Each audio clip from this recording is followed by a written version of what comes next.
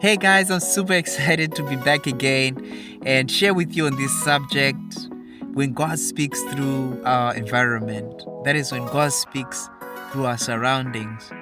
Is it possible for God to speak through the things around us? Yes, it is possible. And God will usually speak to us, communicate to us, to the things around us every day as we live our daily lives. God will usually do this to grab our attention using these signs and wonders. But I have to insist, it is not the main way that God will speak to us. And if God is going to speak through our environment and surroundings, it is because we have lost that ability to listen to His voice in our spirit. So God has to now speak to us through the things that we encounter every day. But it's not God's idea, because we know as well that the devil is in the world. There's so many spirits out in the world, and they're all trying to speak lies into our lives, to influence, misguide our lives. But God has given us His very Spirit to live within us. That is, when we've received His Spirit, the Holy Spirit, and His Spirit becomes one with us. So He'll communicate to us primarily through His Spirit in us. In my personal life, if God had to speak to me through even another person, sometimes somebody will speak to you like they know details about your life that are secret, that nobody should know about. Apart from, of course, if they were a man of God and somebody who walks with God, but sometimes it's somebody who doesn't even know God. Even sometimes somebody who doesn't even believe in God, or somebody you rarely or deeply know, and then they just come out and start saying things about things in your life that are secret. And that always scares me, because I realize that I've lost this covering over my life. It says, "He who dwells in the secret place of the Most High shall abide under the shadow of the Almighty." So it's either the monitoring spirits from the devil that monitor our lives and they give information to people when we don't have this covering, or sometimes it's God Himself who, because we're not listening or we're not choosing to listen to Him at that particular moment. So to get our attention, He has to send somebody else to caution us. And usually when God has used other people to speak to me, to my shame, it is when I've lost my way. And I greatly dislike this, because I want God to speak to me. But I realize in those times, God would rather use somebody to speak to me, because after that, it will make me run back to Him to seek for His covering, to come back into a relationship with Him and cover my nakedness and my shame. But if in that time God spoke to me, even in dreams, it will bring on me a fear. It will bring on me a lack of peace. And that is very dangerous, because feeling condemned can also bring death, can also bring you harm, because you lose His grace and you lose that confidence in the world, and you're now exposed when our faith should always protect us. So God will just make the hedge of protection around us within, and you allow the devil to come only close for us to know how exposed we are, and then we'll come back to Him. So God's initial way to communicate to us is through our spirit, because He says, "Greater is He that is in us than he that is in the world." So you with God are more than the world. It makes you overcome the world. I also wanted to talk about a story about one great prophet, a man of God called Balaam in the Old Testament. And this man was really gifted by the Lord, and he could hear God's voice and he could see God. And one time the king of the Moabites, called Balak, he sent for him so that he could come and cast the children of Israel, because he was afraid, seeing what they had done to the Amalekites. And when they sent for him in the night, God told him not to go with them. So the next morning he said, "No, I can't go with you." And they returned home.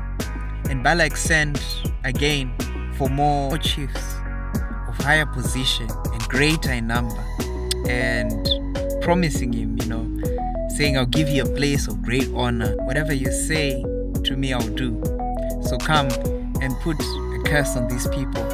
But Balaam in answer said to the servants of Balak, even if Balak gave me a house full of silver and gold, it will not be possible for me to do anything more or less than what the Lord orders me to do. So take your rest here this night till I acknowledge what more the Lord has to say to me. And that night God came to Balaam and said to him, if these men have come for you, go with them, but do only what I say to you.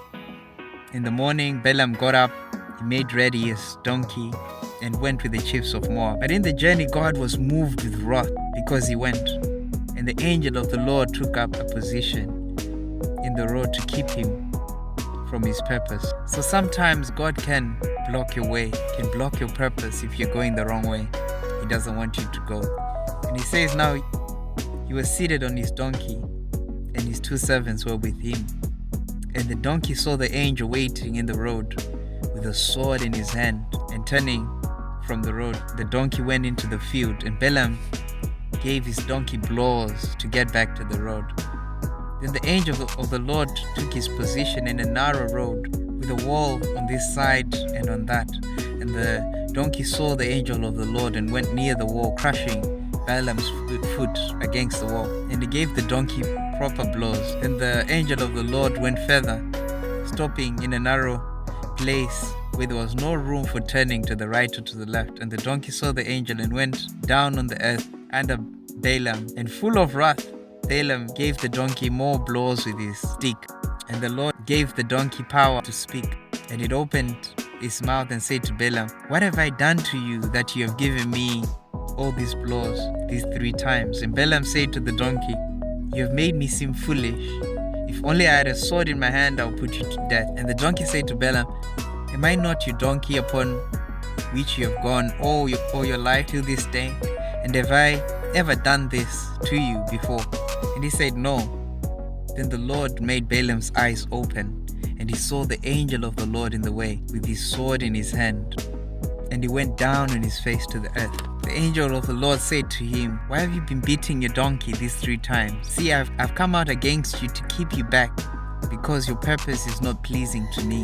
And the donkey was turning aside, and if it had not gone and done so, I would certainly have put you to death and kept her safe. And Balaam said to the angel of the Lord, I have done wrong, for I did not see that you were in the way against me. But now, if it is evil in your eyes, I will go back. But the angel of the Lord permitted to go with the man, but only say what he was told to say.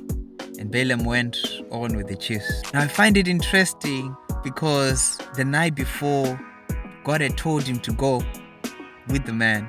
And how come now it seems God has changed his mind and is against him going with the man, and God is angry that he's going with them. And there's something that God weighs in his heart, that actually Balaam is willing to do this because of what has been promised, and is willing to use God's gift for gain. God was to make sure he doesn't go and curse Israel because they're God's people. Balaam ends up going with them. He gets to Balak, and every time he tries to curse Israel, he ends up blessing them. And God puts in his mouth to speak blessing, and he says, may a blessing be on everyone who gives them blessing, and a curse on everyone by whom they are cursed. I find this story really, really interesting because there's a rebuke later on in the Bible of Balaam. In Revelations, it says that Balaam ended up teaching Balak to cast a stumbling block for the children of Israel, to eat things sacrificed unto idols, and to commit fornication. And so when he couldn't curse Israel, he ended up instructing Balak on how he could get God to curse Israel, because the law God had given to the children of Israel, if they broke that law, God had issued already judgments they would face. So if Balak could get the children of Israel to stray from God, God would have to punish them. So in the New Testament is listed as a soothsayer and who spoke for gain, for his own gain. I find it interesting because you really see that this was a man moved by the Spirit, and he says it. When he was moved by the Spirit, you'd say, these are the words of Balaam, the son of Beor, the words of the man whose eyes are open. He says, whose eyes are open to the words of God, who has seen the vision of the ruler of all falling down, but having his eyes open, falling into a trance while his eyes are open. And another time, whenever before you begin to speak from God, you start with this parable or declaration of himself. These are the words of Balaam, the son of Beor, the words of him whose eyes are open. He says, whose ear is open to the words of God, who has knowledge of the Most High, who has seen the vision of the ruler of all, falling into a trance with his eyes open. So it's so amazing that you can be gifted by God with that gift of sight, with that gift to hear God. Yet if your will is not given over to God, you can find yourself being led by another spirit, and that spirit of greed has come in him, and because his heart isn't aligned with God, God starts to fight him. So I find it interesting because when he couldn't hear, God was displeased with him. When he couldn't hear God's voice in that morning, he wakes up, starts on it. God has to use a donkey to speak to him, to get his attention. Imagine how gifted he was, yet he couldn't hear God, yet he couldn't see the angel, and God had to use a donkey to speak to him, to stop him. So sometimes God will end up speaking to us through our environment to block our path when he's not pleased with the way that we're going, and to correct us. And that is to our shame, because when we should be serving God, we end up serving our own selves, our own stomachs, and our hearts are not right. So before it goes that far where the donkey is crushing his food and his journey is frustrated because he won't hear, he can't listen to God's voice. But those circumstances he's facing is God speaking to him. But the best place to hear God is through our spirit. And when we're not paying attention, that's when these things happen, because God is seeking our attention and for us to return our hearts back to him. But it is not always a true indication. For example, there's a time where Jesus and the disciples were in a boat and there came a storm, and the disciples were now panicking, but Jesus was sleeping in the boat, and the disciples were panicking, and they come and wake up Jesus, and they're like, "Carest not thou that we're about to drown?" But Jesus was at peace and at rest, and he's like, "You of little faith," and he proceeds to calm the wind and the waves, and they all marvel at his power. But because there's a storm, it doesn't mean that God is not with you, you see. So it is easy when you don't know God is with you to be panicked, when you're not fully trusting God, when anything happens in your life, to think God has abandoned you. So it's not wise to look for signs everywhere as a way for God to speak to you.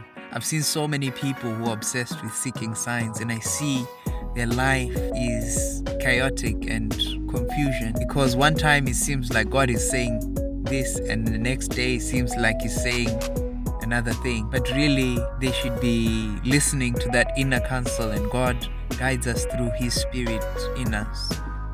That is the main way. Jesus knew the Father was with him. He didn't panic. He wasn't afraid. He knew God's opinion about him, no matter what storm came his way. So it's very important when we have right standing with God, when we have fellowship with God, when we are paying attention and following his voice. One time Jesus said to his disciples, let's go back to Judea. This is after Lazarus had died, and Jesus wanted to go and raise him from the dead. And the disciples said to him, Master, the Jews were just attempting the other day to have you stoned, and you're going back there again? And Jesus said in answer, Are there not 12 hours in the day. A man may go about in the day without falling because he sees the light of this world. But if a man goes about in the night, he may have a fall because the light is not in him. So Jesus always knew, and he always kept telling even his brothers that for you any time is okay, but my time has not yet come. He knew, and his steps were ordered by God. He was always listening to God's voice and waiting for God's issue. So he knew he could go to Bethany and be safe because his time to die hadn't yet come. And he said it's only when the light is not in you that you fall. So Jesus understood everything about his life and his tomorrow. You see this even in the Garden of Gethsemane, when finally the time had come for him to be delivered up to the cross. And you can see him in agony because he knows what he's about to go through, and he knows that he must fulfill his Father's will. Yet he always trusted God. Jesus is the light of the world who lights everyone who comes into the world. Seek for his light in your life, and you have the light of life. Let God direct your steps and guide your way, and you prosper. I hope you're blessed. Thank you.